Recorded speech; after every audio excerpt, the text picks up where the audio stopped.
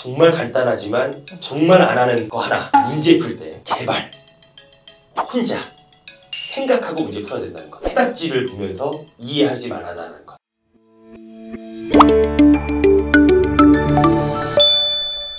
강사님이 인강 1타 강사님이시기 때문에 아이들한테 인강을 좀 활용할 때는 이렇게 하면 좋겠다 조언을 좀 해주신 부분 있으세요?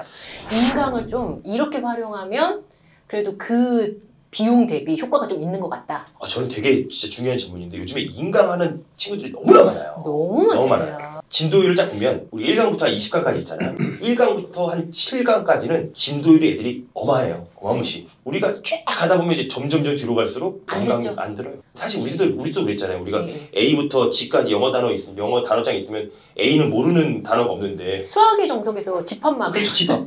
집합과 명제만 엄청 하잖아요. 똑같은 거예요. 그러니까 1번 계획을 세워라. 커리큘럼 하기 전에. 그렇죠. 네네. 자, 계획을 세울 때 어떤 애들은 막 이렇게 막 밖으로 엎어놓고 몇 시부터 몇 시까지 취침 이런 것이 아니라 저는 어떤 계획을 세우라고 하냐면 자, 내가 이제 이 강의를 듣습니다. 네. 이 강의가 이제 1강부터 20강까지 완강이 됩니다. 그러면 내가 20강을 언제까지 들을 것인가를 계획을 잡는 거죠. 아, 완강 계획을요? 그렇죠.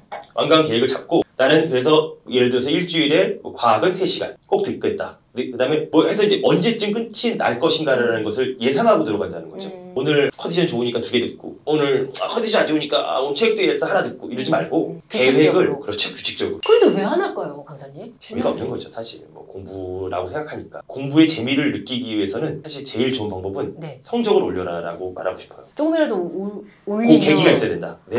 계속 하고 싶으니까. 네. 성적을 올리면 된다라는 느낌이 들거든요. 근데 아이들이 한 번도 안 해보고 자꾸 거기서 포기를 한다는 자체가 좀 마음이 아프죠. 너가 공부를 저는 공부가 안 되나 봐요. 공부가 안 맞나 봐요 라고 얘기할 때 한 번이라도 성적 올려본 적이 있느냐. 올려놓고 얘기해.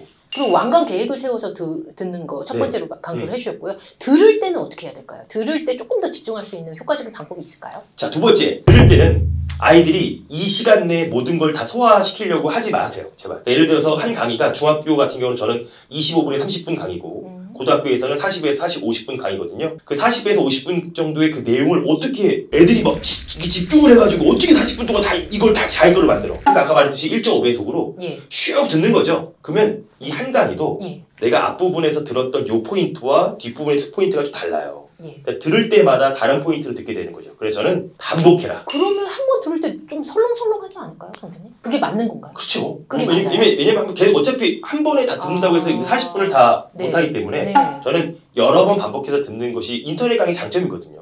그리고 세 번째는 되게 중요한 포인트인데 게시판 활용을 잘해라. 자, 모르는 걸 아는 체 하는 것이 용기 있는 것이 아니라 모르는 걸 자꾸 티를 내야 된다고 생각하거든요. 요즘에 게시판도 저 같은 경우도 새벽 5시까지 달아요. 잘 돼 있죠. 네, 잘 돼 있죠. 질문 남기면 답변 다 해주시죠. 왜냐면 그게 어쩔 수 없는 아이들이 인터넷 강의에서의 가장 큰 창구거든요. 모르면 뭐 선생님 같은 경우는 바로 물어볼 수 있겠지만 잘 모르는 거 있으면 저는 사소한 거라도 질문을 좀 많이 해라. 인스타도 DM으로 아이들 질문이 엄청 오거든요. 특히 시험 때 같은 경우는 다이렉트 메시지로 진짜 새벽 3시간, 4시간 막 엄청 오죠. 그럼 보세요? 무조건 해줘야죠. 가끔가다 학부모님들도 많이 오세요. 학부모님들은 어떤 거 궁금해하세요? 뭐 과학 공부 어떻게 해야 되나요? 저는 당연히 학생인 줄 알고 뭐 말 편하게 하죠. 네가 뭐 공부하고 아니에요. 저는 어머니예요. 아유 예 감사합니다. 아유 죄송합니다. 아유 어머니셨구나. 네 막 이렇게. 그러면 학년별로 궁금한 점을 물어보고 그러시는 건가요? 그렇죠. 어머님들은? 특히 이제 중학교 애들은 관심. 중학교는 관심 이제 선생님 수업을 듣습니다. 관심을 가져주세요. 라고 하는 거고 이제 고3 애들은 거의 뭐 진로 어떻게 제가 잘하고 있습니까? 대입과 관련돼서. 고1, 2 애들은 이제 뭐 자기의 어떤 적성에 따라서 어떻게 뭐 선택을 해야 되느냐 뭐 이런 것에 대한 뭐 질문과 뭐 학교 뭐 친구와의 갈등, 뭐 부모와의 갈등, 뭐 고부간의 갈등, 뭐 금전적인 현상 뭐 전부 다 돈 빌려달라고도 하시는 거 아니에요? 가끔 오더라고요. 가끔 오더라고. 돈 좀 35만 원 빌려달라고. 이제는 이제 강사님이 주 영역이신 수능과 관련돼서 질문을 좀 드려보도록 하겠는데요. 과학탐구 영역 4가지 과목이 있죠. 각각의 좀 특징 몇 가지 좀 설명 좀 부탁드릴게요. 물리학과 이제 뭐 화학, 지구과학, 생명과학이 있죠. 물리학은 뭐 우리가 알고 있는 역학, 전자기학, 파동학. 이렇게 나눠져 있는 것이 이제 물리학이고, 물리학은 이제 어떤 자연 현상에 대한 공식과 그리고 이론들을 만들어낸 거죠. 물리학은 예를 들어서 흔히들 이제 부모님들이 느끼시는 건 힘, 에너지, 뭐 일, 뭐 이런 시스템 이런 것들 전부 다 이제 물리학적인 얘기인데, 고등학교 때 배우는 물리학은 진짜 어려워요. 상대성 이론 나오고 그래요. 그래요. 그 정도 네. 수준이에요? 그럼요. 대학 개념서 수준 아닌가요, 그러면? 그렇죠. 근데 이제 약간 얇게 배우지만 예. 그래도 그 정도로 이제 난이도가 높아졌다는 거예요. 화학 같은 경우는 이제 물질에 대해서 연구하는 거죠. 물질에 대한 어떤 네네. 반응과 규칙성 예. 이런 것들에 대한 공부를 하는 것이 화학이고, 생명과학 같은 경우는 우리 몸 신체라던가 아니면 식물과 동물 뭐 이런 어떤 구조와 기능에 대해서 연구를 하는 것이 생명과학. 지구과학 같은 경우는 뭐 제 전문이지만 예를 들어서 뭐 암석, 땅, 그다음에 바다, 맞아요. 그다음에 공기, 우주까지 이제 예. 정리가 되는 것이 이제 지구과학이죠. 굉장히 많이 아이들이 물화생지 중에 어떤 것이 가장 어렵니? 1번 물리. 물리. 네. 그다음 2번 이제 암기를 싫어하는 애들은 이제 생명과학, 지구과학. 그래요? 네, 화학이 네. 아니고요? 또 화학도 싫어하죠. 화학도 엄청 싫어해요. 근데 예. 다 싫어해요. 좋아하는 게 거의 없어요. 강사님 보셨을 때 수능 난도 어떠신 것 같으세요? 어, 네 과목이 좀 적정하다고 보세요? 많이 어렵죠. 많이 어려워요. 많이 어려워요. 네. 왜냐면 사실 20문제를 30분 안에 문제를 풀어야 돼요. 그렇죠. 그죠? 네. 근데 뭐 OMR 카드 뭐 하고 하면 25분 안에 문제를 풀어야 되고, 한 문제를 거의 1분꼴로 문제를 풀어야 됩니다. 맞습니다. 근데 저는 이런 얘기 해도 될지 모르겠지만 네. 출제위원들한테 이거 1분 안에 풀어보세요라고 말하고 싶어요. 왜냐면 특히 이제 지구과학 같은 경우에 뭐 계산 문제가 간단하게 딱 떨어지는 문제가 아니라 정말 3 곱하기 10의 5제곱 곱하기 440 나노미터분의 이런 것들을 1분 안에 과연 애들이 계산을 낼 수가 있을까? 이것도 막 굉장히 많이. 그래서 이런 것에 대한 조금 난이도를 낮춰주면. 예. 그래서 타임어택 여기 시간이 쫓겨가지고 맞아요. 시간 내에 풀 수 있는 과목으로 선택하더라고요. 맞아요. 그런 그래서 문제가 생기는 것 같아요. 네네. 그러니까 막 아이들이 19번, 특히 19번, 20번 문제에 많이 그런 게 포지션 되어 예, 있거든요. 또한 생명과학 같은 경우 유저 파트 뭐 굉장히 많이 막 지뢰밭이죠, 유저. 옛날에는 그냥 2가족만 나왔거든요. 예. 요즘 온 가족 다 나와요. 막 온 마을이 나와요. 가계도에 염색체도 나오고 너무 헷갈려요. 가계도에 막 A 마을, B 마을 막 온 마을이 이러다가 진짜 온 세상 사람 다 만나겠어요. 이제 유전에서. 이런 사람 이거까지 다 하다 보니까 애들이 시간적으로 너무 딸리는 거죠. 어쨌든 두 과목을 선택해야 되잖아요. 그렇죠. 이 선택에 대해서는 각각의 특징을 좀 살펴야지 선택을 할 수 있는데 이 선택에서의 미션 그때 어떤 해답을 좀 주시나요? 수능을 네. 볼 친구들은 네가 잘하는 거 해라 라는 거죠. 그러니까 예를 들어서 점수가 잘 나오는 거 그렇죠. 점수가 잘 나오는 거. 예. 이런 경우가 있습니다. 제가 엊그저께 DM으로 받은 그 고민이었는데 지구과학이 있고 화학이 있습니다. 네. 저는 화학이 점수가 더 높아요. 근데 주변 아이들은 왜 어려운 화학을 하느냐? 지구과학을 해라. 지구과학을 하면 더 쉬운 내용일 것이고 왜 어려운 불구덩이로 들어가느냐 화학을. 근데 제가 그랬죠. 화학과 지구과학이면 지구과학은 하기 싫은데 쉬워서 하는 것과 화학이 점수가 더 많이 나오는가 하면 화학을 해야지. 왜 갑자기 이걸 턴하냐. 또 그런 아이들도 있습니다. 만약에 저는 대학 전공이 뭐 화학과인데 네. 그런 데로 가려고 그러는데 화학을 꼭 안 해도 되나요? 나중에 그런 대학교 가면은 일반 화학, 일반 물리학 다 배우거든요. 예. 그러니까 저는 우선 수능 점수를 높일 수 있는 과목을 선택해라. 고등학교 1학년 여름방학 때 굉장히 많은 친구들이 물어보죠. 저는 선택 과목을 어떻게 할까요? 우선 뭐 학교에 많이 따라가요. 학교에서 하는 과목으로 참 많이 따라가지만 그렇죠. 통합과학을 배울 때 네가 좀 쉽게 생각했던 과목이 있느냐. 통합과학 때. 네, 통합과학 때. 왜냐면 통합과학은 한 단원 안에 물화생지가 다 들어가 있기 때문에 네가 좀 봤을 때 좀 쉬운 과목이 있느냐? 네. 어떤 애는 화학이 쉬웠고 어떤 애는 물리가 쉽고 뭐 이렇습니다. 그러면 쉬운 과목으로요. 잘하는 쉽다라고 느껴지는 과목 하나를 우선 선택하고 예. 그 다음에 두 번째는 네. 좀 쉽다라고 느꼈으니까 네. 해볼 만한 것. 좀 어떻게 보면 두 과목을 선택해야 되기 때문에 그렇죠. 우선 잘하는 과목 하나를 선택하고 나서 하나. 이 두 번째 과목은 좀 변경될 수 있는 변동이 될 수 있는 과목으로 이제 선택을 해 놓으라고 하죠. 조합이 좀 잘 맞는 게 있나요? 선택 과목 할 때 조합이 좀 어울리는 과목이 있을까요? 그치, 뭐 옛날에는 물리하고 지구과학, 많이 하죠. 뭐 화학하고 생명과학 네. 이렇게 했는데 지금은 뭐 거의 없죠. 다 파괴되고 다 어렵기 때문에. 그리고 굉장히 많이 질문하는 것이 이거예요. 물화생지 중에 쉬운 과목이 있어요? 뭐 난도 없어요. 그렇게 생각을 해서 대부분 아이들이 이제 고등학교 3학년 6월 모평을 보게 되면 바꿔요. 그러니까요. 바꿔요. 바꾸는 거에 대해서 어떻게 생각하세요? 저는 바꿔도 똑같다라고 생각해요. 바꿔도 네. 저는 진짜 그래서 이게 수능은 그냥 열심히만 해서 되는 시험이 절대 아니거든요. 수능은 체력 관리, 멘탈 관리, 훈련과 연습을 반복해야 돼요. 사실 우리가 이제 19년 동안 공부했던 것을 수능 그 당일날 그렇죠. 모든 걸 다 뽐내야 되잖아요. 맞아요. 근데 이제 과학 탐구 같은 경우도 갑자기 문제가 딱 나오는데 갑자기 처음 본 유형의 자료예요. 그러면 애들이 당황하죠. 등짝에 땀이 쪼르륵 그렇죠. 떨어지면서 집에 있는 엄마 생각나고. 맞아요. 빨리 가고 싶다. 나 이제 불효자는 옵니다 하면서 이제 또 엄마 내년에 다시 올게요 막 이렇게 하잖아요. 왔을 거 아니에요. 막 네. 마음적 부담을 갖고 그다음에 또 이제 수능 문제 특히 지구과 같은 경우 19번, 20번 문제는 아예 손도 못 댈 정도로 어려워요. 포기하고 싶어. 애들이 거의 되면 찍어요. 막. 네, 맞아요. 재작년 지구과학원 20번 문제 오답률은 83%예요. 그러다 보니까 아이들이 제가 봤을 때는 수능은 훈련이거든요. 처음에는 우리가 바뀌지 말아야 될 것은 무엇이냐면 허리를 탄다고 하잖아요.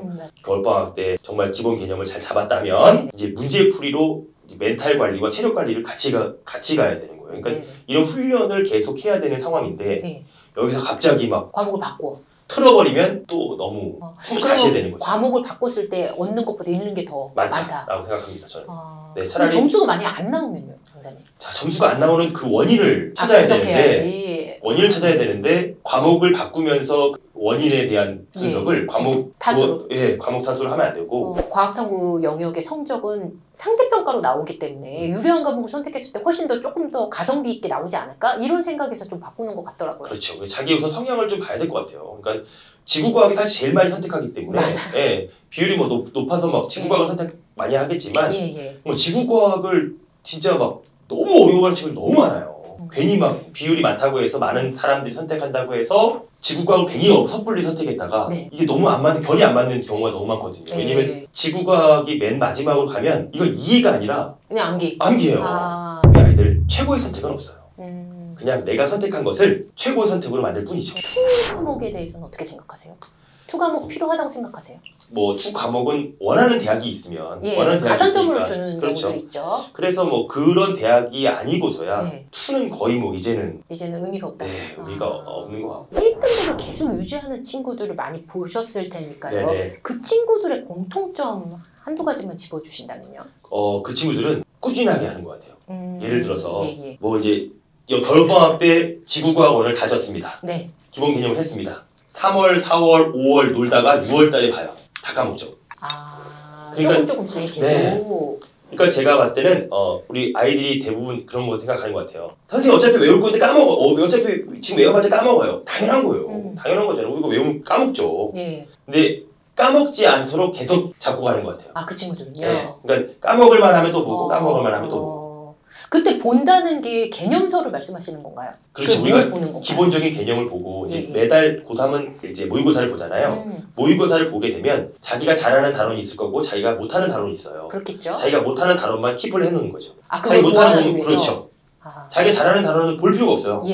그러니까 자기가 완벽하게 이해가 되고 암기가 되었다면 못하는 단원으로 계속 점점점. 그러니까 시간이 지날수록 계속 보충해야 되는 단원들이 점점점 작아져야 되는 거죠.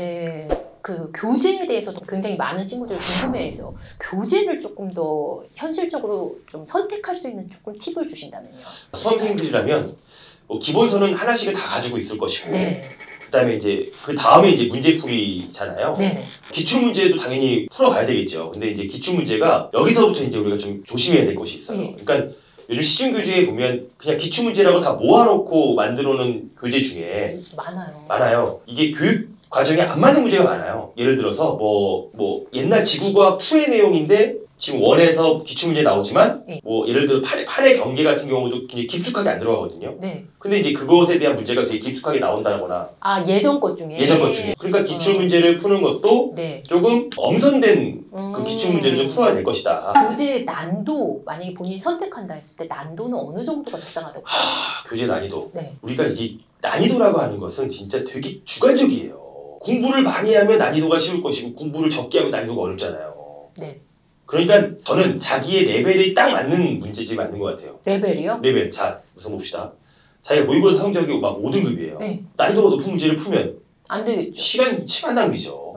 예를 들어서 나는 5등급인데 어려운 문제를 지금 풀어봤자 시간 낭비면 쉬운 문제로 가는 거죠. 예를 들어서 EBS 뭐 연기 교재다. 그럼 2점짜리 문제. 수능 특강. 수능 특강 2점짜리 문제부터 가고 뭐 이렇게 좀 이렇게 시간적 순서대로 가야지 너무 무리하게 막. 그리고 저는 또 강조하고 싶은 게 뭐냐면 아이들이 문제풀이로 개념을 정리하려고 하는 애들이 있어요. 시간이 없다는 이유로.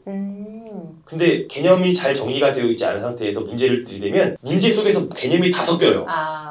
그러니까 지금 이 시간 뭐 예를 들어서 5월달입니다. 5월달에 제가 개념을 봐야 되나요? 문제를 풀어야 되나요? 하면 저는 무조건 개념 보라고 하죠. 끝으로 오늘 못다한 말씀, 혹시 오늘 인터뷰 때 강조하고 싶으신 말씀이 있었는데 못다한 말씀이라든지 아니면 학생과 학부모를 위해서 메시지 들려주시고 싶은 메시지가 있다면 덧붙여 주시면 감사하겠습니다.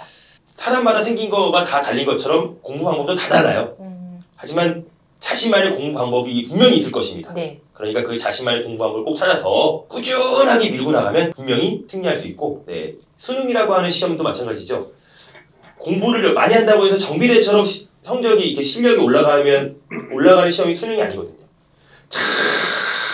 천천히 막 옛날에 김연아 선수가 얘기했던 것처럼 99도에 무릎 꿇지 않는다 이런 것처럼 갑자기 포텐이 딱 터질 때가 있으니까 꾸준하게 좀 밀고 나갔으면 좋겠습니다. 과학과 관련돼서는 과학 공부와 관련돼서 덧붙여 주실 말씀 있으실까요? 정말 간단하지만 정말 안 하는 거 하나. 문제 풀 때 제발 혼자 생각하고 문제 풀어야 된다는 것. 해답지를 보면서 이해하지 말아라는 것. 그럼 그렇게 안 했을 때는 킬러 문제를 절대 도전 못하는 건가요? 못하죠. 생각이 안 되니까. 자기가 생각. 이 킬러 문항이라고 하는 것은 어려운 문제가 아니거든요. 깊게 생각해야 되는 문제가 킬러 문항이니까 깊게 생각하는 것도 연습이 필요하다. 네, 오늘 장풍 강사님의 말씀에 과학 공부에 대해서 고민하는 많은 학생과 학부모님들께 도움을 주신 것 같습니다. 장시간 귀한 말씀 감사합니다. 네, 감사합니다. 대기자 TV